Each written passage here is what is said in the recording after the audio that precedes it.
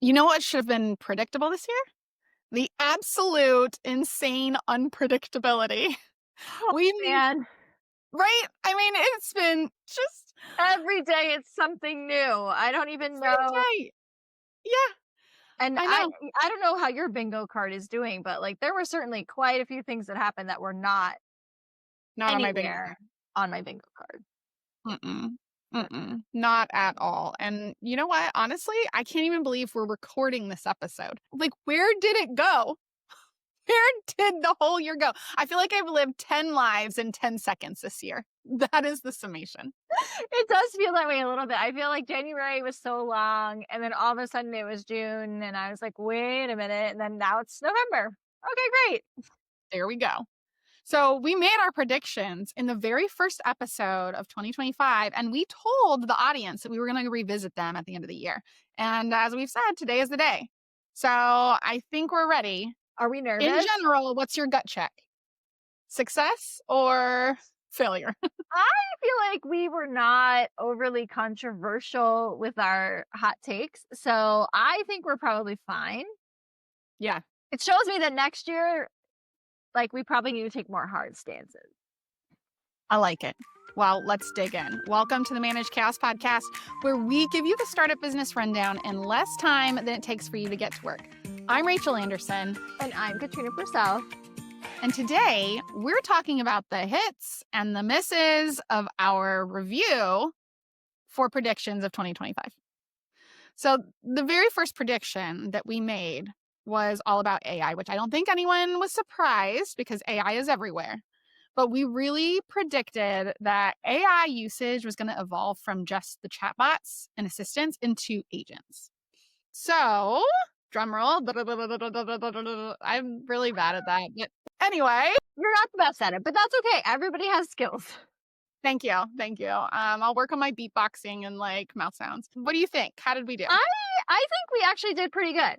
So I do think that a lot of people, and I would say based on the number of custom gems that I've built, that we have definitely moved away from just sort of like a chatbot mentality, and we are integrating AI more into our workflows. Not only, I would say, even our workflows, life, right? So I have one that I've trained to be a teacher for 7th grade to help come up with practice questions for my niece for math and ELA. Because let me be honest, it's been a long time since I was in 7th grade, and I don't always remember exactly what the New York State standards of learning are. But guess what? My custom gem on it, It on does. it. Right. And so Yeah. I do think there are ways that people are utilizing them. In the spirit of the prediction, I really thought it would be more integrated into business life as humans are a little bit, right? Where there are specific functionalities that the AI might be doing that people don't do. I do have one client who's really good at that. They kind of use ChatGPT. They have a custom GPT that they use as sort of a business analyst, which no one was in that role before, so it didn't take a job from anyone, but it is fulfilling that role. Mhm. And so I do think there are, little bits and pieces of what I envisioned when I thought, okay, they're going to become agents. I would say it did not evolve as quickly, and adoption is not picking up as quickly as I expected. Yeah, I agree. I think that we've seen some interesting trends in AI this year, in my personal opinion, because what everyone thought was a for sure moneymaker seems to not be so sure.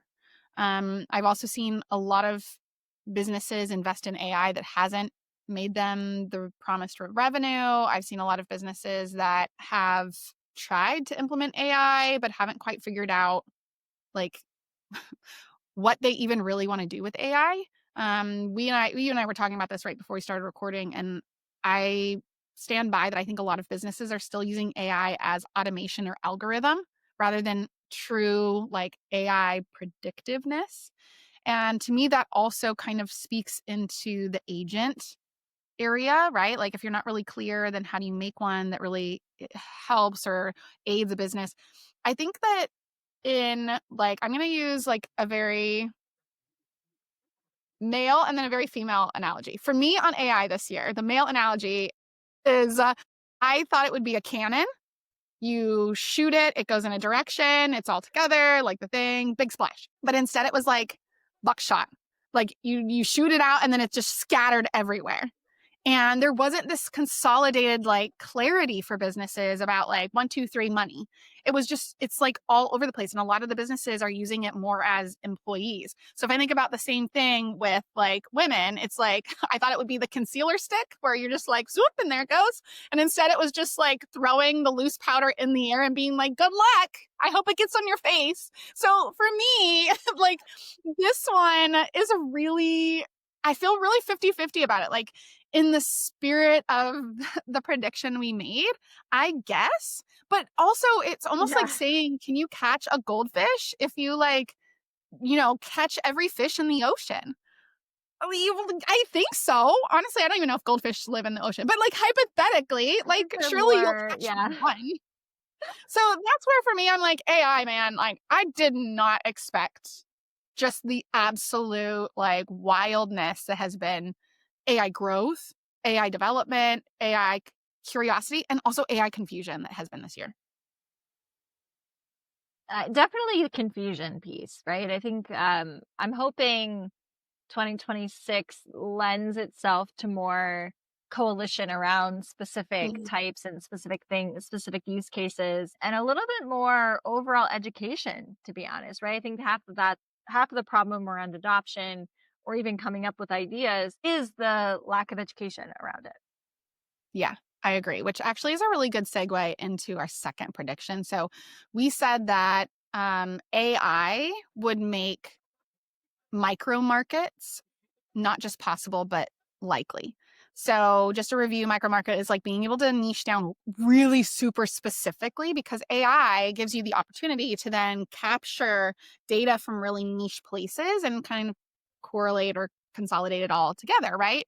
And so I still think that this is like a thing potential on the horizon, but I see more of like the individual or a solopreneur type that has started to use it for that to validate some of their customers, to get information, to try Mhm. something into market. I have not seen businesses from like a bigger perspective using or from a business perspective using it as a way to really target a new segment and make something really impactful to a really small group of people. Because it was supposed to be all about like now you can get really, really narrow without the cost and time and resources and all that kind of stuff because AI will auto that for you, right? And I'm Yeah. just not seeing that really happen.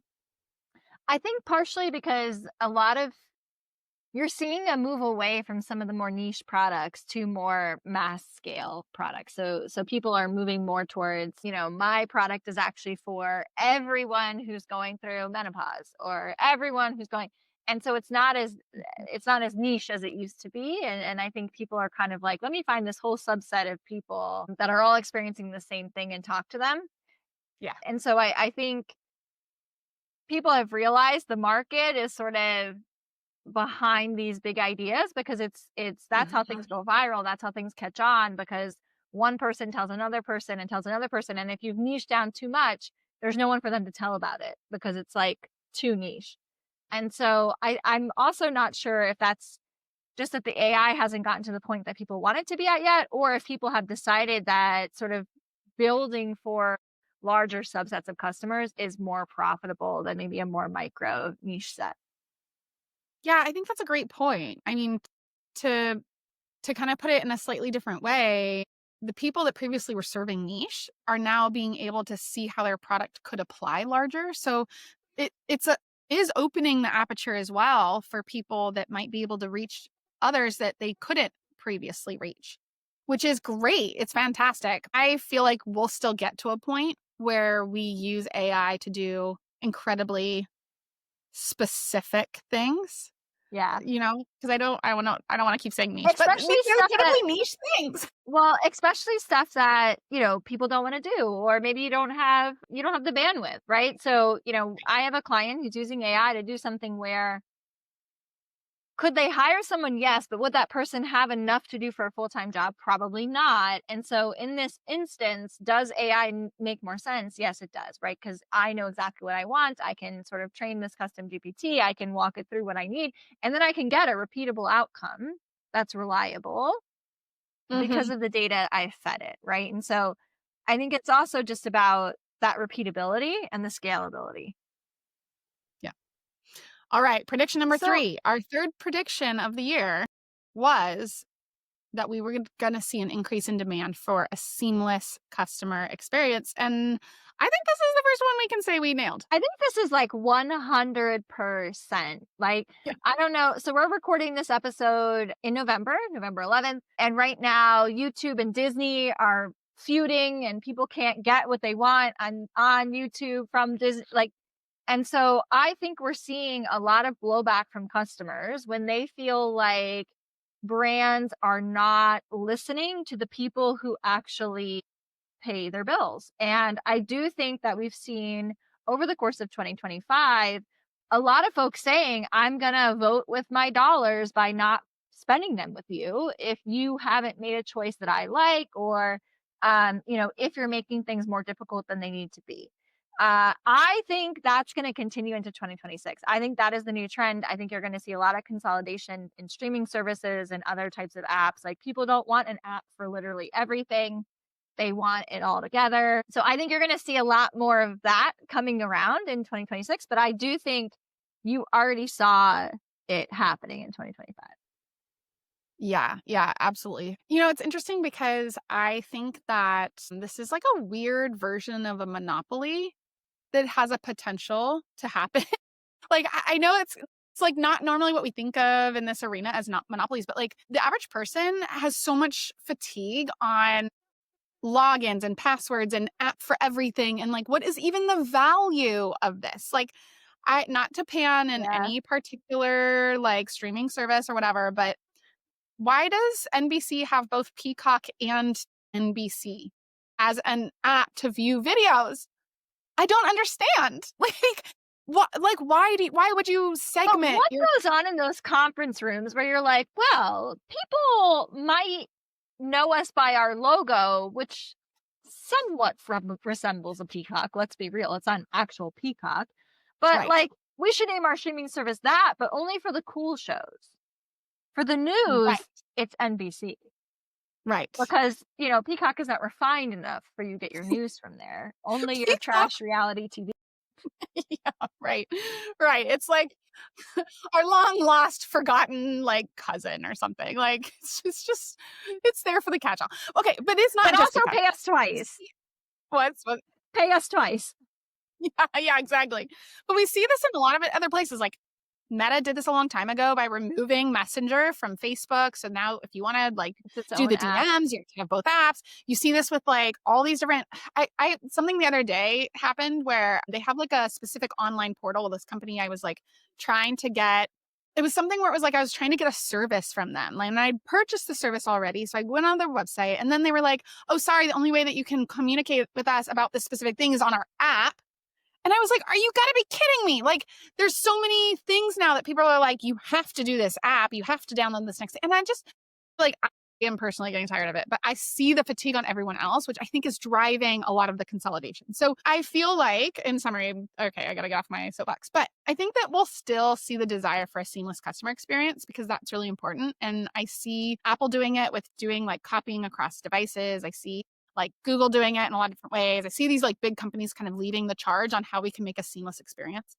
Yeah. And I think there's going to come a moment of like, it's too much. So I would tread carefully for businesses as they have these growth plans of like nickel and diming everyone in this economic moment Yeah. we're in and maybe reconsider what it looks like to have a seamless customer experience that prioritizes retention, which would mean a good experience over like every penny and dime we could possibly get from someone who then bounces. So I think we nailed the prediction, but I definitely think that businesses here are like, we got to figure something out, man. It has to keep It's coming. Yeah. not going.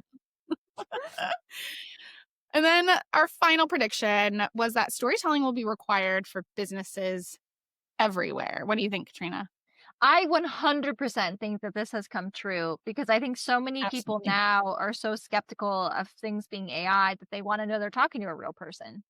I mean, I can't even count the number of LinkedIn DMs I've gotten where I'm like, there is zero way someone sent this to me. And then I'm not going to reply. Right. And so I think being able to tell the story of your business, being able to tell your story as a human and have that level of interaction is now going to become the new sort of bar that people are looking for. And so understanding that and having someone on your team who's able to communicate that, who's able to really pull at those heartstrings, who's able to actually create that human connection, I think is really important and is going to continue to be in 2026. I agree. I think that from the beginnings of time, we communicated in stories. And to this day, there's nothing that bonds someone more than going on the journey with something else or someone else, even if that is a 5-second journey. And so I think that's really going to be highlighted. Simon Sinek had a really great quote the other day that I'm going to paraphrase, but he basically said, as AI becomes more prolific, the value of AI will go down and the value of the human touch will increase. And so I Interesting. think that Yep. that is a really wise way of kind of looking at what it means for the world to value storytelling, to value human connection, to value human production, like the things that we actually can't use AI to do or build or make. And so I think we absolutely nailed this. I'm really curious to see how this will be used scaled out into the next couple years. Yeah. What does it look like as our storytelling journey evolves? Because we're using AI to tell a lot of our stories, and AI is going to start like consolidating tone and words and like themes. And so I'm really curious how that might look if we will fully reject, and you'll be able to see. I think we will, but all the things, I but do think you there's a lot of can. nuance. Yeah, I think there's easy ways to spot, but I also find, I mean, I don't know about you, but even when I have AI help me with stuff, I'm like, do not use the M dash. Like, change this. Yeah, but Like, don't like, do that. Like, you find yourself automatically sort of having it make yes. it seem more human. Yeah. So the question is, at some point, does AI realize that it learns and it stops doing the stuff we don't like? Or does it become even harder to spot what's real?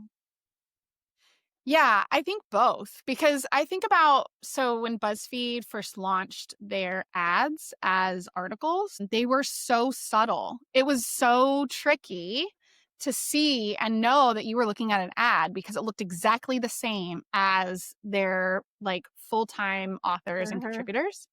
And now, 10 plus years later, we are so savvy. We can kind of see most of the time what native advertising looks like and kind of flag that as like fishy, right? So I Yep. think that that will definitely happen. I also think that AI is going to end up with its own dialect that people can see and understand immediately, to your point of like, this is AI. We can sniff it out. It sounds like it talks like it, all Yeah. the things. But I also think we're going to become accustomed to it and adopt some of that into our native language in Hmm. writing, especially since AI doesn't currently speak. So Yeah. I'm very curious to see how that kind of evolves, but I think that we'll never get away from the pure reality of storytelling. Well, this Sure. has been our predictions for 2025. What do you think we should talk about for 2026? I mean, there's so much more on the horizon. There's so many more datas and trends that have already come out in the last few months that are absolutely possible to be part of the whole next year narrative. And if you have any ideas, comment them on this episode. And you never know, your idea might just make an appearance next season on the Managed Chaos podcast. But for now, thank you so much for listening. We hope you subscribe to the Managed Chaos podcast on wherever your preferred platform is, especially on YouTube, since we're really trying to increase our subscribers there. Thank you for listening, and we'll see you next time on the Managed Chaos podcast. Outsourcing your US tech talent shouldn't be hard. With Pobble.io, we deliver high quality teams on demand and provide huge cost savings to your business. Try it now at Pobble.io. Mention the amazing guys at Managed Chaos when you email us and get a free market data report. Email contact@Pobble.io.